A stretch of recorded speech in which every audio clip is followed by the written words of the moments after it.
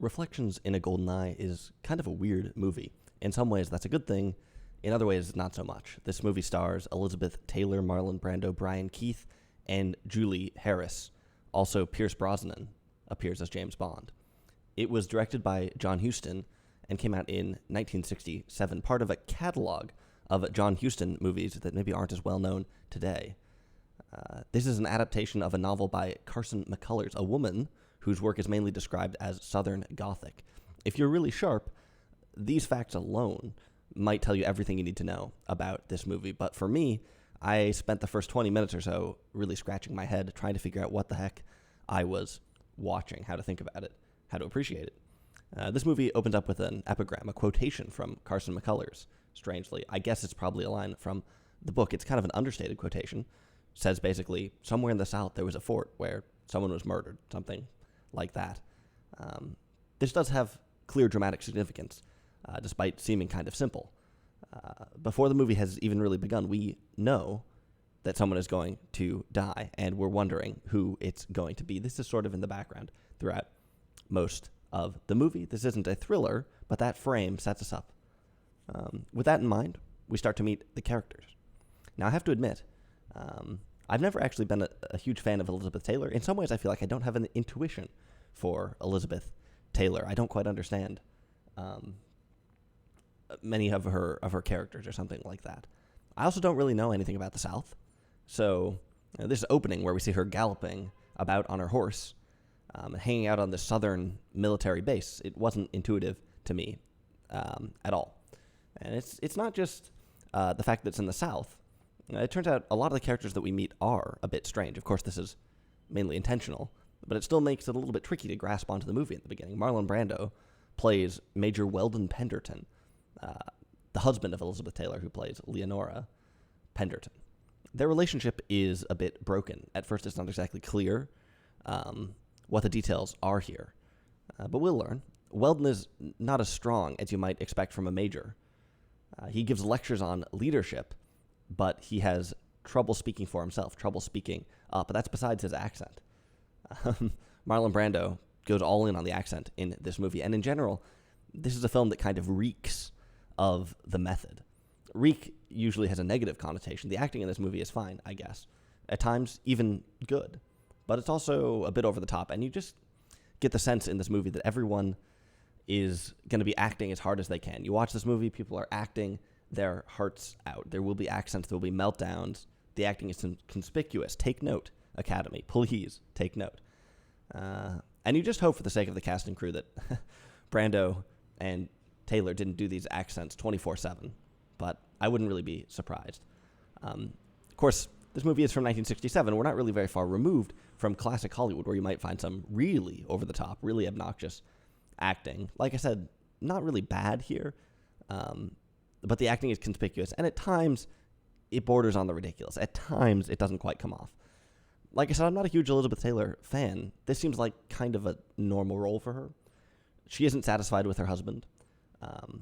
Like I said, a major, but sniveling, gives lectures on leadership and strategy, but doesn't seem to have either one exactly. She's not satisfied, but she finds a way to make do. She's kind of above it all, kind of aloof. This is, I think, a common Taylorism.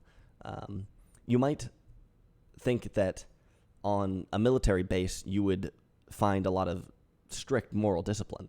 But Leonora has no problem violating a number of different norms, and she's not the only one, it turns out. In some ways, this movie gives us a very rigid society, strict and military, but in other ways, it's a story about people breaking the rules, a story about sexual liberation, a story about different relationships bubbling up.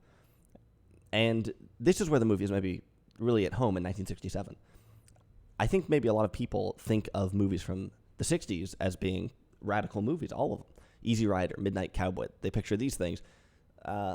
Movies that are really conspicuously focused on the social upheaval of the day. Movies that feature the counterculture or directly are influenced by it. And this movie isn't really that.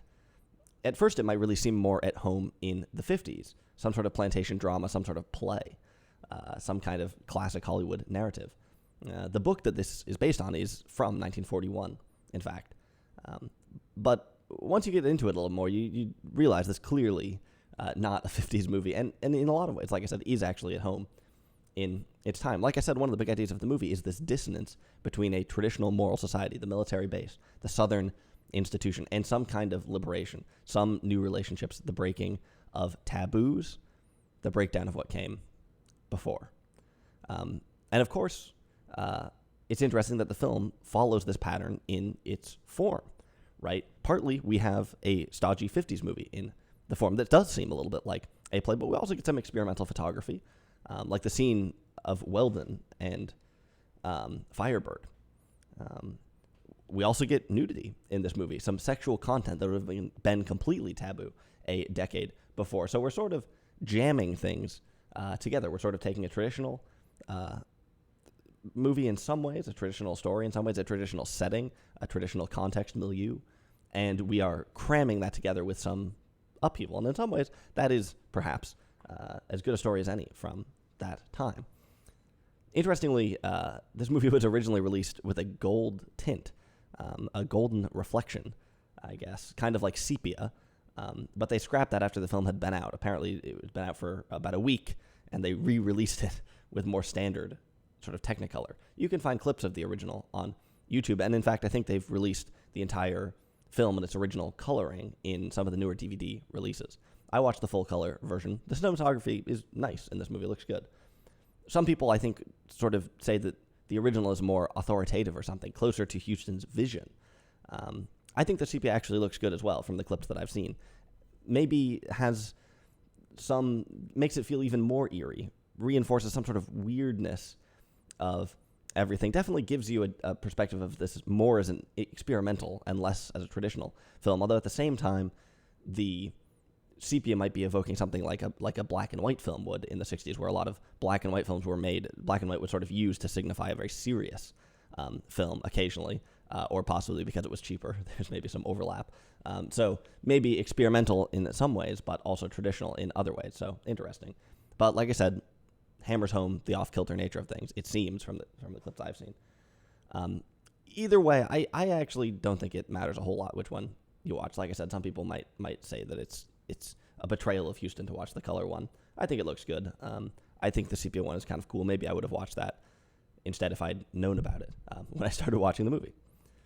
Anyway, like I was saying, the Penderson's relationship is broken.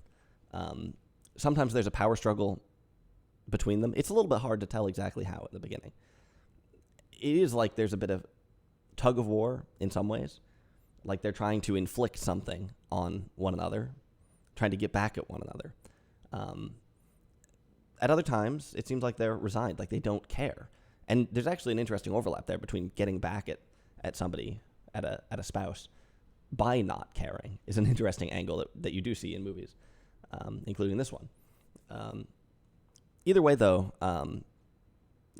it's clear that there's sort of a bit of an arrangement that's not exactly what it says on the tin when you go to get married. Lenora has taken matters into her own hands, essentially.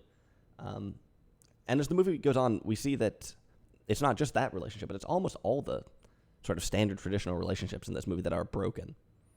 Husbands and wives, friends, even. Husband and wives, they don't get along. Friends, we've got scenes, a character named Allison, I think, who is another wife living on the base. And in some ways it seems like, she should be friends with Leonora, and on the surface they are.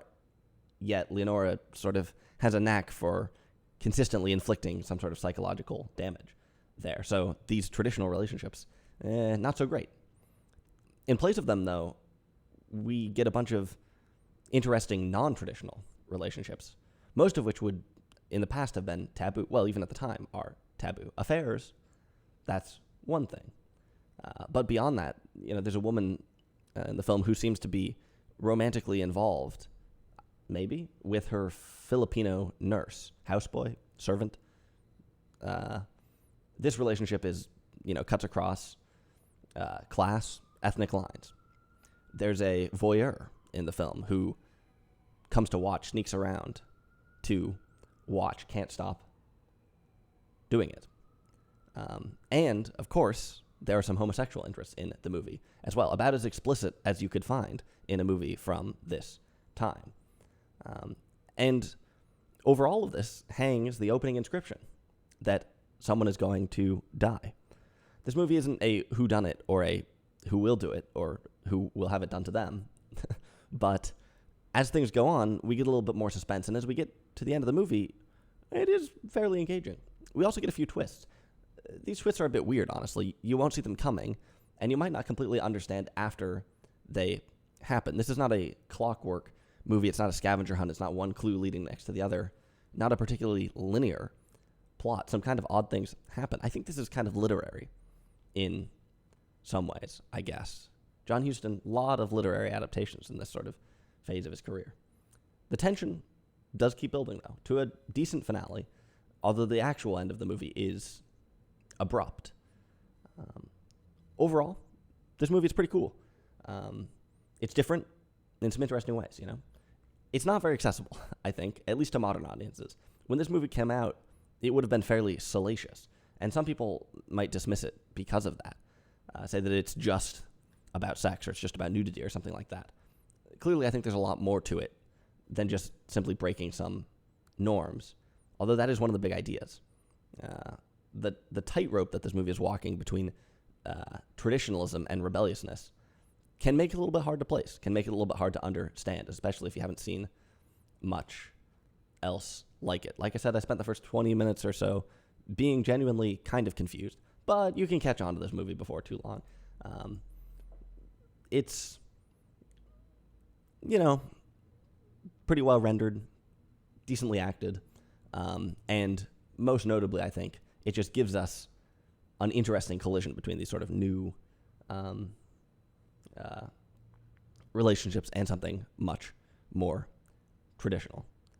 So that's Reflections in a Golden Eye. You might ask, by the way, why is it called Reflections in a Golden Eye? It's a metaphor that is stuck into the movie, I think, almost to be deliberately hard to unravel, to lend some sort of literary legitimacy to it. It's not spelled out for you in the movie exactly, unless I just wasn't paying attention, which is possible. It's a harder one to crack. I think one that's just best left to the viewer in this case. So that's Reflections of the Golden Eye. I'm going to be doing a couple more John Huston movies on the channel. Like I said, it's kind of interesting. He's got a lot of movies here. This movie is fairly well known, but there's a couple others that are kind of under the radar, literary adaptations, interesting, unexpected kind of things. So those are coming up, which hopefully is good news.